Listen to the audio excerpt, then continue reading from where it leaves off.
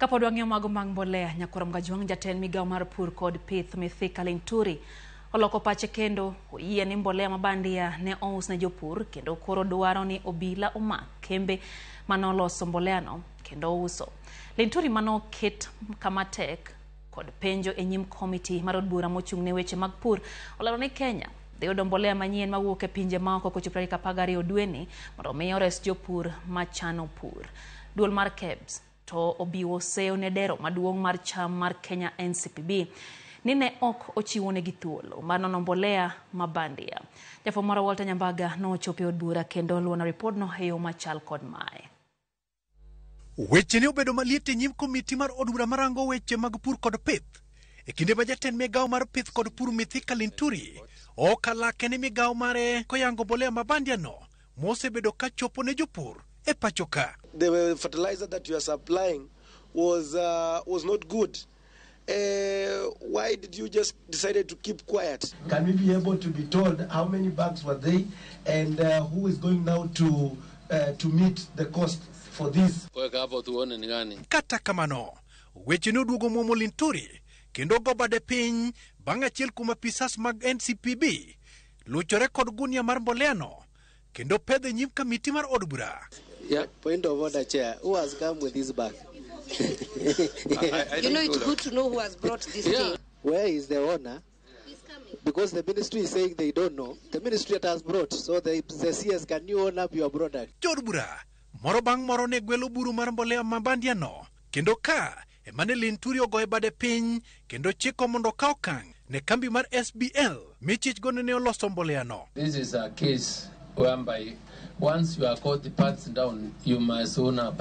And if this is what you are calling fertilizer, then it is not fertilizer from where I sit. And this is not what my ministry is distributing.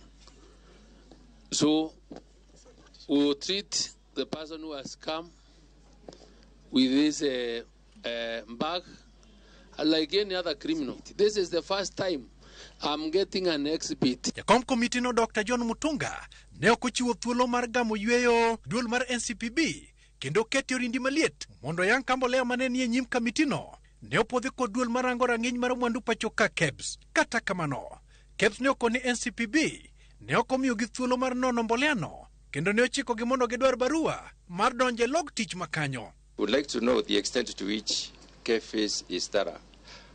If you are that thorough to pick 500 samples, could you have missed this conditioner? Or did you assume that the conditioner, because it's passing through NCPB, it's okay? To the best of our knowledge, based on the quality parameters of this country, the product we distributed met the necessary protocols in terms of the regulatory approvals. You can even see it here as a QR code.